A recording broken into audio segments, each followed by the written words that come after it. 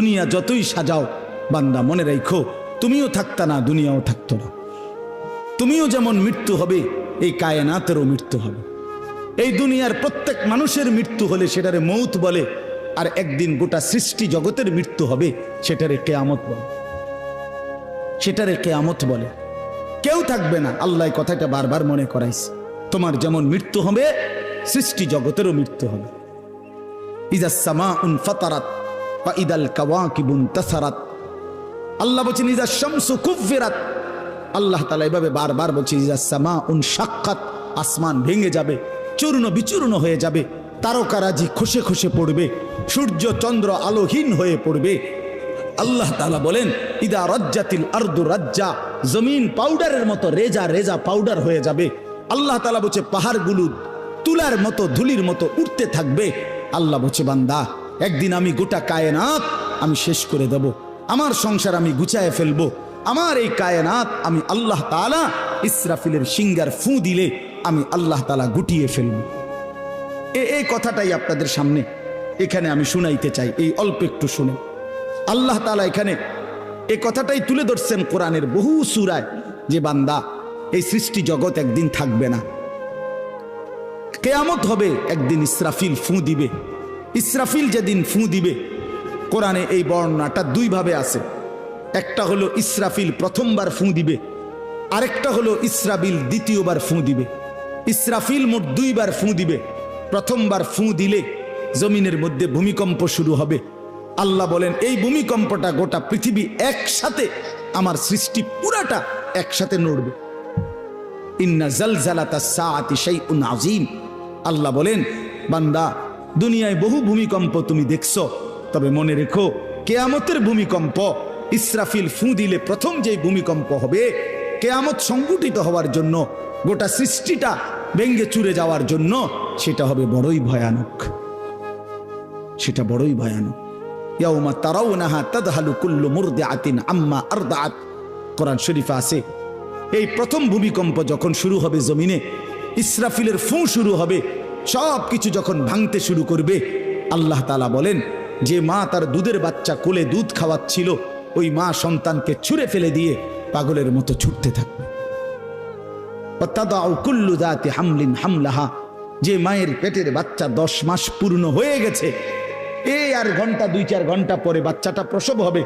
আল্লাহর কসম, আল্লাহ কোরআনে বলছে সেই গর্ভধারিণী মা 10 মাস যে তার সন্তানকে গর্ভে লালন করেছে, ইসরাফিলের ফু দিলে জমিনের কম্পন যখন শুরু হবে, ভূমিকম্প, তখন এই গর্ভধারিণী মা এভাবে দৌড়বে, এভাবে ছুটবে, নিজের বাচ্চা নিজের থেকে খালাস হয়ে পড়ে যাবে, বা ফিরেও তাকাবে।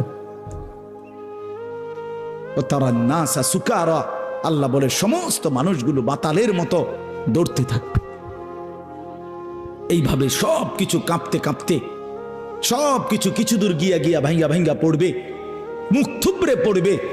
তো আল্লাহ রাসূল সাল্লাল্লাহু আলাইহি সাল্লাম বলেন সমস্ত কিছু এই সৃষ্টি জগতের যা আছে আল্লাহ ব্যতীত সব কিছুই প্রথম ফুঁয়ের পরে কাঁপতে কাঁপতে ভূমিকম্পের মতো হয়ে জমিনের তলদেশে চলে যাবে। মাটির উপরে তখন একটি সুতা আর থাকবে না, আর কিছুই না। এই হলো কিয়ামত, প্রথম ফুঁ, প্রথম ভূমিকম্প। নির্দিষ্ট একটা সময় পরে আবার আল্লাহ তাআলা ইসরাফিলকে জীবিত করে আবার বলবেন আরেকটা ফুঁ দাও, একটি নির্দিষ্ট সময় পরে। সেই সময়টা কতদিন? হাদিসের একটি বর্ণনা থেকে, নবীজির একটা বর্ণনা থেকে মুহাদ্দিসিনে কেরাম বলছে এই দ্বিতীয় ফু আর প্রথম ফুর মাঝখানে, প্রথম ফুতে সব কিছু যখন কবরে চলে যাবে, তখন হতে পারে দ্বিতীয় ফু দিতে দিতে মাঝখানের সময় 40,000 বছর। আমার বন্ধু, আমার বাপ, আমার ভাই, রাত হইছে, কষ্ট সবাই করতেছেন, এতটুকু তো ভাবেন সর্বশেষ যেই লোকটা কবরে যাবে, শেষ হতে পারে তাকে কবরেই থাকতে হবে 40,000 বছর। তো এখন যারা মরছে, এখন যারা মরতেছে তারা কবরে আছে আজকে কত বছর? নবীজি সাল্লাল্লাহু আলাইহি সাল্লামের জামানায় যারা মারা গেছে তারা আজকে কতদিন কবরে? ওই নূহ আলাইহিস সালামের জামানায় যারা মারা গেছে তারা আজকে কতদিন কবরে? ভেবে দেখেন। আচ্ছা, এই শেষ লোকটাই যদি 40,000 বছর থাকতে হয়, আর যদি কবরের আযাব হয়, তার কি পরিমাণ কষ্ট পাবে সে, কি পরিমাণ কষ্ট পাবে। আল্লাহ রাসূল সাল্লাল্লাহু আলাইহি সাল্লাম বলছেন, কবরের প্রথম শাস্তিটা কি? কোন ব্যক্তি যখন কবরের প্রশ্নের জবাব দিতে পারবে না, তখন আল্লাহর পক্ষ থেকে ফেরেশতাদেরকে বলবে, কাযাবা আবদি, আমার বান্দা মিথ্যা বলেছে। ফাআফরিশুহু মিনান নার ওয়ালবাসুহু মিনান নার ওয়াফতাহু লাহু বাবান ইলান নার। আল্লাহ বলবে ফেরেশতাদেরকে, ফেরেশতারা আমার এই নাফরমান বান্দার কবরের মধ্যে জাহান্নামের বিছানা বিছিয়ে দাও, আগুনের পোশাক পরিয়ে দাও, আর জাহান্নাম বরাবর তার জন্য একটা দরজা খুলে দাও। এরপরে নবীজি বলছেন, ফেরেশতারা এই ব্যবস্থাপনা করে, আল্লাহর কসম বাফ, নবীজি বলছেন ফেরেশতারা যখন চলে যাবে, এই আগুনের বিছানা বিছাইয়া, আগুনের পোশাক পরাইয়া, আর জাহান্নামের দরজা খুলে দিয়ে যখন কবরে রেখে এই নাফরমানকে রেখে যাবে, তখন আল্লাহ নবী সাল্লাল্লাহু আলাইহি সাল্লাম বলেন, প্রথম মুহূর্তেই ফেরেশতা চলে যাওয়ার সাথে সাথে মাটি ডান দিক থেকে এই নাফরমানকে একটা চাপ দিবে, বাম দিকে ডান পাশের হাড্ডি পাঁজর ভাঙ্গা বাম দিকে চলে যাবে। বাম দিকের মাটি ডান দিকে চাপ দিবে, তো বাম দিকের হাড্ডি পাঁজর ভাঙ্গা ডান দিকে চলে আসবে। আল্লাহ আমাকে মাফ করে দেন। আল্লাহুম্মা ইন্নী আউযু বিকা মিন আযাবিল কবর। নবী সাল্লাল্লাহু আলাইহি সাল্লাম 5 ওয়াক্ত নামাজের পরে, আল্লাহর কসম বন্ধু, প্রতিদিন 5 ওয়াক্ত নামাজের পরে নবীজি কবরের আযাব থেকে পানাহ চাইতেন। প্রতিদিন হযরত উসমান রাদিয়াল্লাহু তাআলা আনহু কবরের সামনে দাঁড়াইলে এই পরিমাণ কাঁদতেন, হাত্তা ইয়াবুল্লা লিহিয়াতাহু। হাদিসে আছে কিতাবে যে তার দাড়িগুলো ভিজে ভিজে যাইত, দাড়ি ভিজে যাইত, এই পরিমাণ কাঁদতেন কবর দেখলে। এরপরে তো সামনে ভাইয়া, বিষয়টাকে হালকা মনে করেন না। বাবারা আমার, ছেলেরা আমার, বিষয়টাকে দোস্ত আমার, হালকা মনে করুন। এই বেনামাজি জিন্দিগি কষ্ট পাইবেন, এই বেহায়ার জিন্দিগি কষ্ট পাইবা বাপ। আমি বলছিলাম আরেকটা কথা আল্লাহ নবী বলবে, একটা কথা তো আল্লাহ বলছে, বান্দা আমি আর কতবার বললে, কেমনে বললে, আমি এর চাইতে দামি আর কোন কথা নাজিল করলে তুমি আমারে মানতা। আর নবীজি বলবে হাসরের ময়দানে, নবী বলবে, উম্মত তুমি জানো, হাদিসের তাফসীরের মধ্যে আছে, প্রত্যেক ব্যক্তি, আল্লাহ বলছে নবীকে, আমাদের নবী সাল্লাল্লাহু আলাইহি সাল্লামকে, বন্ধু আপনারে সামনে রাইখা আপনার উম্মতের আমল নামা আমি আপনারে সামনে রাইখা খুলমু। নবী সাল্লাল্লাহু আলাইহি ওয়াসাল্লাম যখন উম্মতের আমল নামা খুলে দেখবে, খোদার 365 দিনে কোনো দিন ফজরের নামাজের সেজদা নাই, 30 বছর সুদের ব্যবসা করছে, 50 বছর মিথ্যাই বলে গেছে, হারাম রোজগারি করেছে, 30 বছর যাবত মহিলাটা কোনো পর্দা করে নাই, ঘরের মধ্যে কোনো দিন শরীয়ত বলতে কিছু নাই। আল্লাহর নবী সাল্লাল্লাহু আলাইহি সাল্লাম তখন বলবে, উম্মত তুমি জানো আমি 23টা বছর অনবরত তোমার জন্য কেঁদেছিলাম। আমি সেই নবী, যে নবী সারা রাত এশার নামাজের পরে দাঁড়াইছি ফজরের আজান পর্যন্ত, এক দাঁড়ানোতে চোখের পানি ফেলে উম্মতের জন্য দোয়া করছিলাম। আল্লাহ রসুলের স্ত্রী আম্মা জান আয়েশা বলছেন, নবী এই পরিমাণ কাঁদছে, এতটা লম্বা দাঁড়ায় ছিল উম্মতের জন্য, হাত্তা তাওয়াররামাত কাদামাহু, 2টা পাও ফুলে ফুলে গেছে।